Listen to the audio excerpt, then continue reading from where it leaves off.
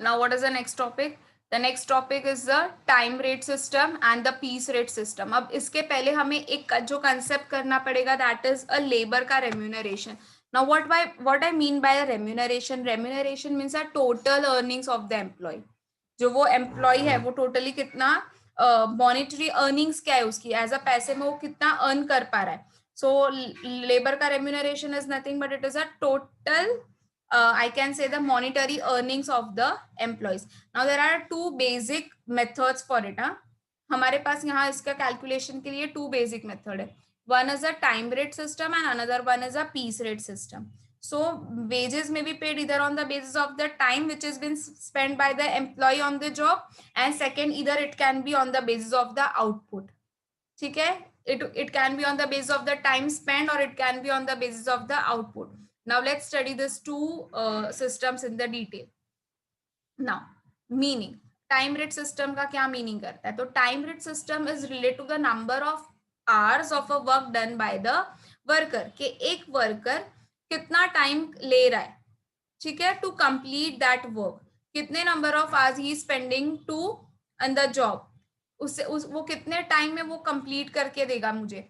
Now under this system the wages will be equal to the labour hours into the labour hour rate. Now what this means? Now देखो, suppose मैंने अनिरुद्ध को employment के लिए रखा, ठीक है, I have employed Anirudh. Now मैंने अनिरुद्ध को बोला कि I will be giving 200 rupees per hour, ठीक है. Now on a daily basis Anirudh is working for the say 5 hours in my company, ठीक है. So what will be a total wages at the end of the day which I will be paying to the Anirudh? Per hour कितना दे रही थी मैं? 200 rupees. कितने घंटा वो काम कर रहा था? 5 hours. So the total wages which I will be offering to the Anirudh for a day will be 1000 rupees.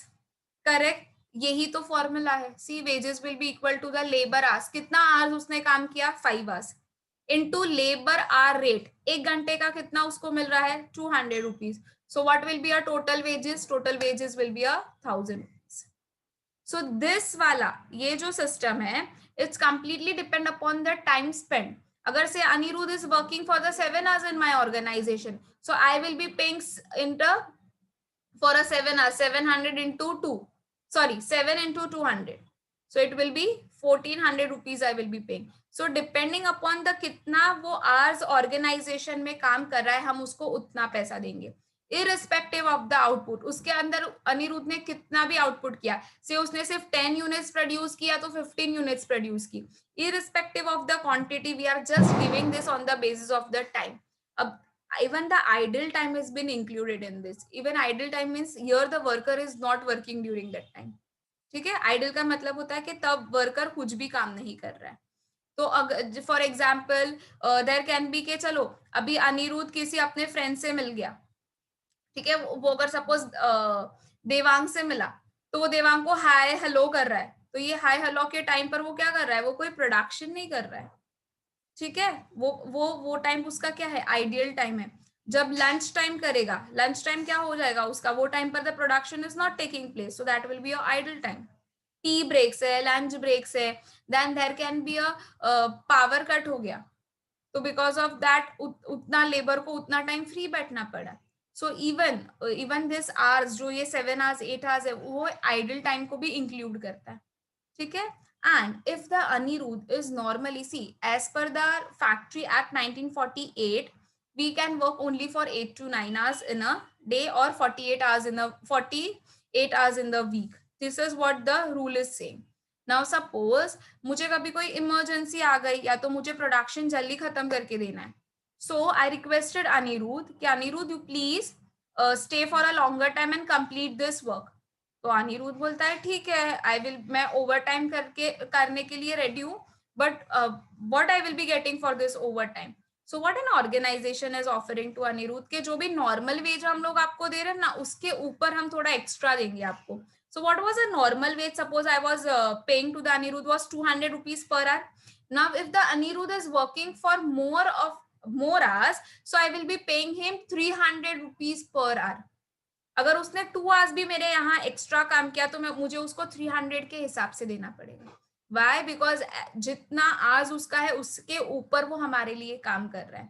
So always when the labour is working for an over time, we pay it इधर double, जो normal wage है उसका या तो double करके पे करते हैं या तो 1.5 टाइम्स रेट मल्टीप्लाई करके हम पे करते हैं. ठीक है. So this time rate system only and only relate to the number of the hours which are been work done by a worker, but same this is the opposite in the case of the piece rate system. And now under piece rate system, पहले तो piece किसको कहते हैं पता है? each unit या तो each job या तो operation या the process is known as one piece. ठीक है. Suppose now see, raw material से लेके finished goods बनने के लिए we have to convert this raw material into number of processes, correct? वो काफी सारे प्रोसेस में जाके तब जाके वो फिनिश गुड्स बनेगा. अब suppose I want to make a pen, तो डायरेक्टली तो रॉ मटेरियल पेन नहीं बन जाएगा ना, हमें उसके ऊपर कुछ ना कुछ प्रोसेस करना पड़ेगा. सो अगर if the employ is doing one of the process और टू प्रोसेसेस अगर किया, तो जितना वो प्रोसेस कर रहा है हम उसको उतना पेमेंट देंगे. ठीक है. अब जैसे मैंने तुम लोगों को वो जींस वाला एग्जाम्पल दिया कि इररिस्पेक्टिव ऑफ द टाइम, अगर वो 5 आवर्स में भी 2 पेंट बना रहा है या तो 5 आवर्स में 3 पेंट बना रहा है, वो मुझे टाइम नहीं देखना है, पर वो मुझे आउटपुट कितना करके दे रहा है, depending upon that output that unit I will be paying him up. ठीक है. So here time is not a frame, time is not a boundary. ठीक है. पर यहाँ पर क्या है, वर्क इज द बाउंड्री, कि कितना क्वांटिटी आप उनको करके दे रहे हो.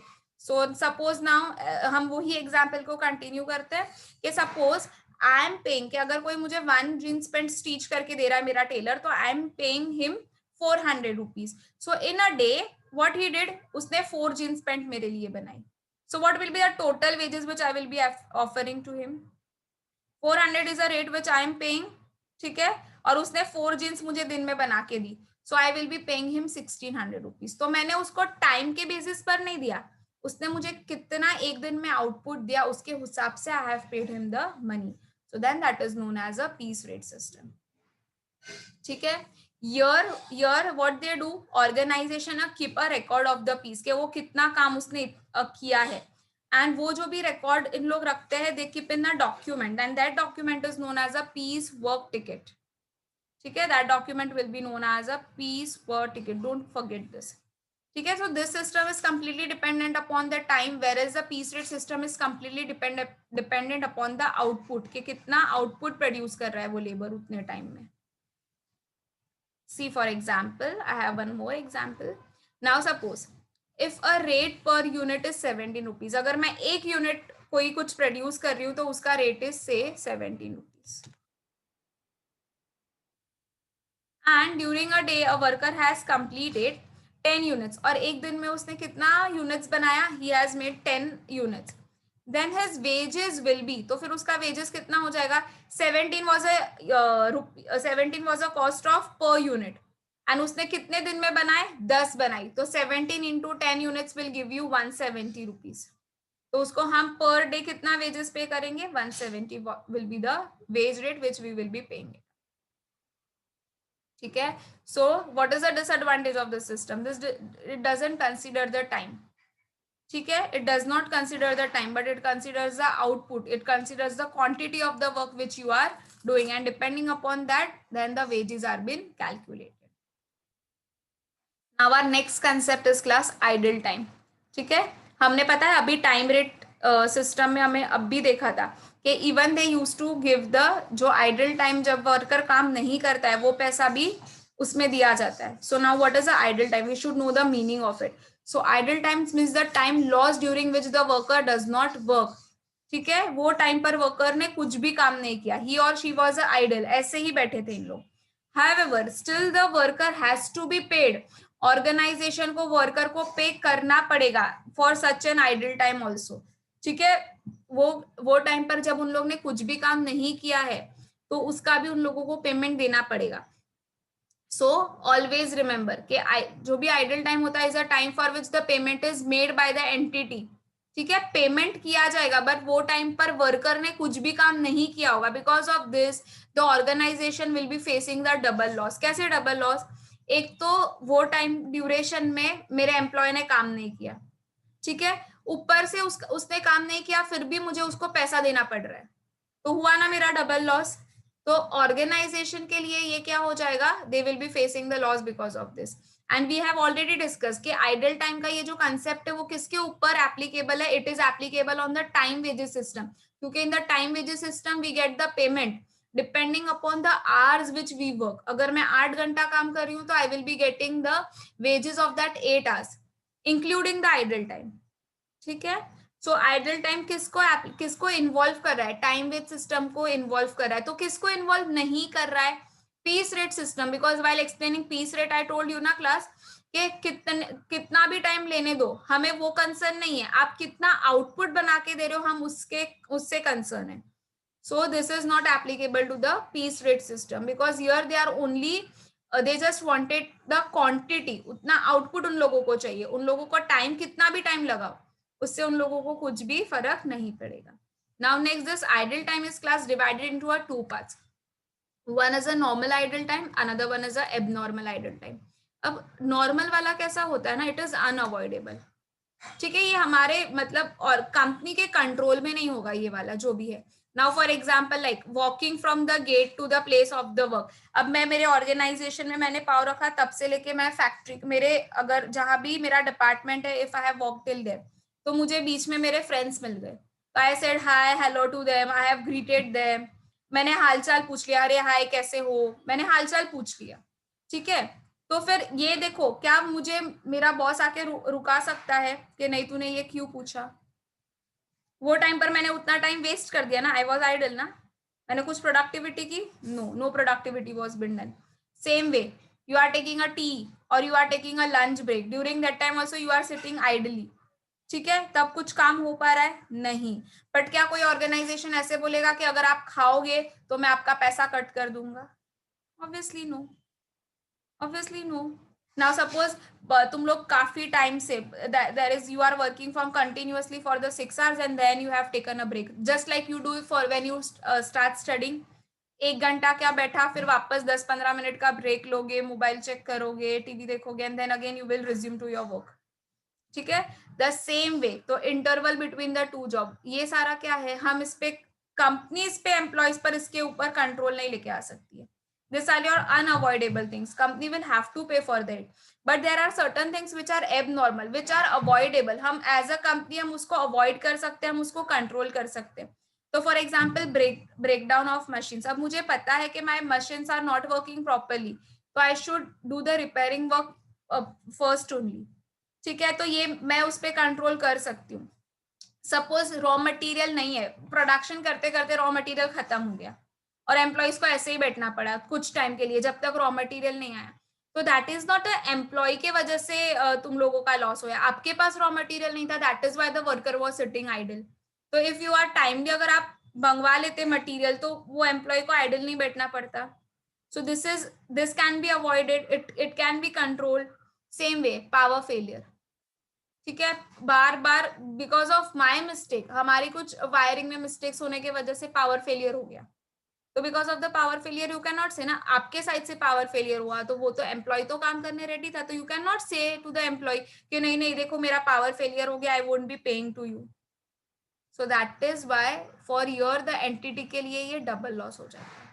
ठीक है, but here also you have a certain normal idle time and abnormal idle time which is a normal idle time is unavoidable, it cannot be controlled, whereas the abnormal idle time can be avoided as well as it can be controlled. ठीक है, तो हम normal idle time को क्या करते हैं, हम जो भी पैसा देने वाले होते हैं, फॉर एग्जाम्पल पर डे हम अगर उसको 200 रुपीज दे रहे हैं, in our example we were paying per hour का 200 रुपीज, तो दैट जो वो एम्प्लॉय आइडल टाइम का जो भी कॉस्ट होगा वो एम्प्लॉय के कॉस्ट में हम ऐड करके दे देते हैं, हम उसमें ऑलवेज ऐड कर देते हैं हमारे वो कॉस्ट में, while arriving at the labor hour rate. Whereas जो एबनॉर्मल आइटम होता है, जितना भी एबनॉर्मल आइडल टाइम होगा, that is an exceptional item and it will directly we have to charge in the costing PNL account. ठीक है, हमें इसको डायरेक्टली कॉस्टिंग पीएनएल में लिखना पड़ेगा. Clear? This is what the normal idle time and the abnormal idle time is all about. ठीक है, next concept afterwards comes to idle time में हमने ऐसे ही बैठे थे, ओवर टाइम में we are doing the extra work. We are do what is a overtime? Overtime means the work done by a worker beyond his normal working hours. पता है मैंने फर्स्ट ही एग्जांपल दिया कि अनिरुद्ध का हमने डिसाइड किया था कि 5 hours will be the job के टाइमिंग्स, ठीक है, he has to work for the 5 hours, but कभी प्रोडक्शन नहीं हुआ तो हमने उसको रिक्वेस्ट करके और 2 आवर्स उसका एक्स्ट्रा ले लिया. So what he is doing, he is working beyond his normal hours, ठीक है. Normal hours were 5 hours and now he is working for 7 hours, so I will have to pay him extra. As we discuss के पहले हम उसको suppose 200 rupees दे रहे थे, तो for extra work I will have to pay 100 rupees more. तो इधर we will be paying 1.5 times the normal rate और we will be paying the double the normal rate, ठीक है. Then even we discuss this के normal जो factory act 1948 क्या कहता है, व्हाट आर द नॉर्मल, कितना तुम लोग कर सकते हो, या तो 9 आवर्स अ डे और 48 hours a week. But normal organisation में नॉर्मल वर्कर्स के लिए पर डे कितना वर्किंग टाइम है, it is only for 8 hours.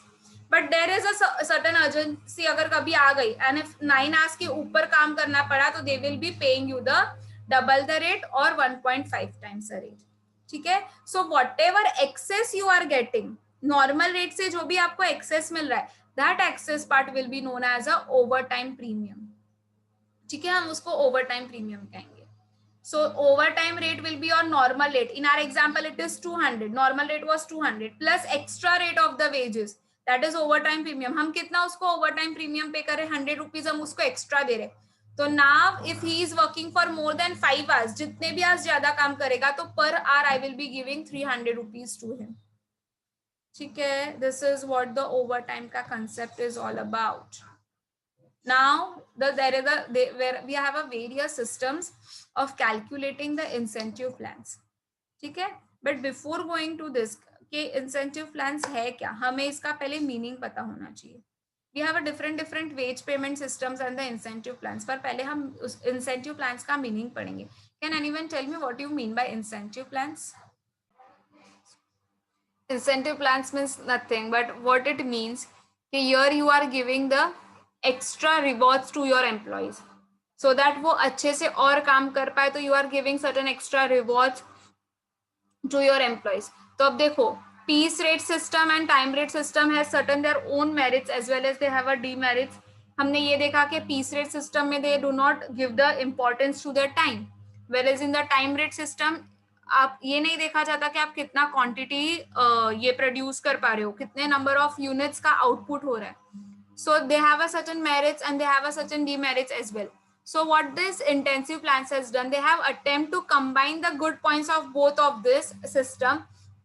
और उसके ऊपर से ये प्राइमरी फोकस उन लोगों का यही था एंड उसके ऊपर से उन लोग ने एक प्लान्स बनाए. So what they are saying कि a worker who is producing more, जो अपनी एफिशिएंसी ज्यादा दिखा रहा है, तो हम उसको तो फिर हायर वेजेस भी मिलना चाहिए.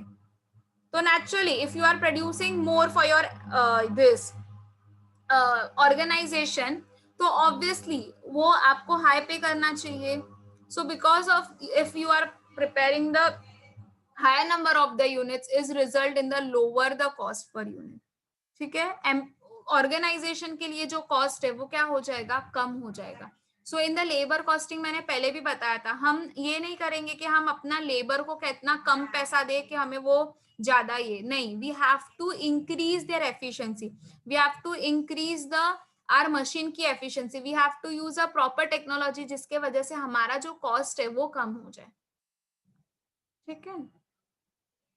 So the various now incentive plans which we have to study is, the first one is differential time rate, ठीक है.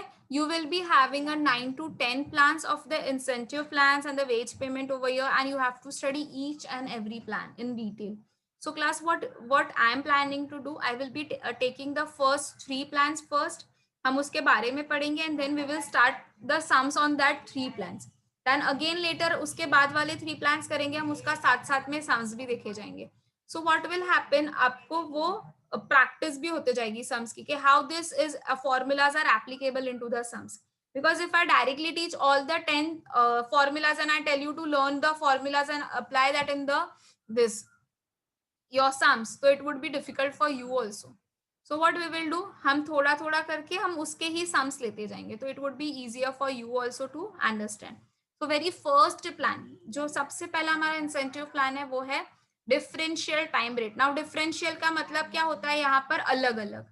ठीक है, depending upon the time how much you are spending and depending upon your efficiency, your productivity of the employee, हम payment करेंगे. तो देखो, according to this method different hourly rates are paid for the different level of efficiency. हर एक आर के लिए हम अलग अलग देंगे and depend, and this basically depend upon what, this will depend upon the worker का एफिशिएंसी, कि इसके लिए वर्कर कितना एफिशिएंट है. ठीक है, up to certain level of efficiency the normal rate और a day rate is paid. अब सर्टेन परसेंटेज ये, तब तक उनको नॉर्मल रेट पर हम देते हैं, जो भी नॉर्मल रेट हमने डिसाइड किया होगा वो. पर अगर उससे ज्यादा उनकी एफिशिएंसी है, उनसे ज्यादा अगर वो काम कर पा रहे, उतने परसेंटेज से ज्यादा, तो we will be paying them the higher rate. Now see here you have to study over here. Based on efficiency level the hour rate increases gradually. जैसे जैसे उनका काम करने की एफिशिएंसी बढ़ेगी, वैसे वैसे उनको रेट भी ज्यादा मिलेगा. So now this is just giving the motivation to the worker, कि मैं जितना काम ज्यादा करूंगा उतना ज्यादा मुझे पैसा मिलेगा. ठीक है, now see what is the efficiency level. So up to, if the person is having the 75% of its efficiency level, we are going to pay him the normal time rate. For example, if my normal time rate is 100 rupees per hour, ठीक है, तो फिर मैं उसको 100 उस हिसाब से ही दूंगी. बट वो अगर मुझे अब उसकी थोड़ी और अच्छी एफिशिएंसी दिखा रहा है, से अगर वो मुझे 76 to 80% ऑफ एफिशिएंसी दे रहा है, तो I will be paying 110 rupees per our. तो देखा, उसने थोड़ा सा अपना एक्स्ट्रा एफर्ट्स लगाया, तो उसको 10 रुपया एक्स्ट्रा मिल रहा है अभी पर आवर. ठीक है, same way if he is, अगर और वो थोड़ी मेहनत कर रहा है, फॉर उसकी एफिशिएंसी 81 से लेके 90% तक है, so the organisation is been going to pay 120 rupees per our. तो देखो, जितना एफिशिएंट वो लेबर होगा, उतना उसको पैसा इंक्रीज होते जाएगा. ठीक है, in the second step only 5% से this is getting increase from 76 लेके 80 तक. थर्ड स्टेप में 10% का इंक्रीमेंट है. इधर ये वाले स्टेप में भी फ्रॉम 91 to 100. अगर इफ ही इज वर्किंग इतनी एफिशिएंसी दिखा रहा है, तो we are going to pay for 130 rupees per hour. On beyond 100 up till 120 अगर उसकी एफिशिएंसी है, तो last rate which we are offering is 140 per our. तो ये वाला प्लान क्या कर रहा है, ये वाले प्लान वो वर्कर को मोटिवेट कर रहा है कि आप जितनी ज्यादा एफिशिएंसी दिखाओगे, हम उतना ज्यादा आपको एक्स्ट्रा पेमेंट देंगे. ठीक है, so this is what about a differential plan is. Depending upon the level of efficiency, the rates are been paid, and these are the standard rates which are been paid. ठीक है, ये वाले rate के ऊपर जो भी rate है वो उतना पे किया जाता है. So this was all about a differential time rate. Now second one is a Taylor's differential piecework system. Both the plans are different. दोनों जो ये इंसेंटिव प्लान है वो डिफरेंट है. ये वाला जो इंसेंटिव प्लान है, that is a Taylor differential piece work system. Piece work, देखो पीस से हमें ये आइडेंटिफाई हो जाना चाहिए कि they are speaking about certain quantity. ठीक है, इससे मुझे ये पता चलना चाहिए कि it is all about a quantity. Now देखो, the Taylor's differential piece rate aims at rewarding the efficient worker by providing increased speed rate beyond certain level of the output. कि अगर आप कुछ आउटपुट मुझे प्रोड्यूस करके दे रहे हो, तो अगर ऊपर आउटपुट मुझे प्रोड्यूस करके दोगे, तो I will be paying you the extra. तो यहाँ पर क्या है, जितना भी हम डे के वेजेस देने वाले, वो तो गारंटी नहीं है, बिकॉज ये हमें वो अश्योर नहीं करता ना, ये टाइम बेसिस पे नहीं देते, हम ये आउटपुट बेसिस पे देते हैं. तो इसका सिर्फ ड्रॉबैक क्या है, एक, this system is only having a one quite drawback, क्योंकि जितना वो कम काम करेगा उतना उसको कम पैसा मिलेगा. ठीक है, जितना कम काम, तो उसका जो रिडक्शन ऑफ द वेजेस भी होगा वो भी काफी स्लो अप हो जाएगा. So here the Taylor has given us the two different piece rates. देखो, लोअर द रेट, अगर वो सिर्फ 80% of the normal piece rate, अगर वो सिर्फ 80% तक काम कर रहा है, तो हम उसको लोअर रेट के हिसाब से देंगे. अगर उसका जो एफिशिएंसी है वो 120 के ऊपर है, तो हम उसको हायर रेट देंगे. तो देखो, जितना वो कम काम करेगा उतना उसको लोअर द रेट मिलेगा, जितना वो ज्यादा काम करेगा उतना उसको हायर रेट मिलेगा. And what is the standard fix, 80% of the normal piece rate is for the lower rate, and for the higher it is 120% of the normal piece rate. Clear? Any doubt till here?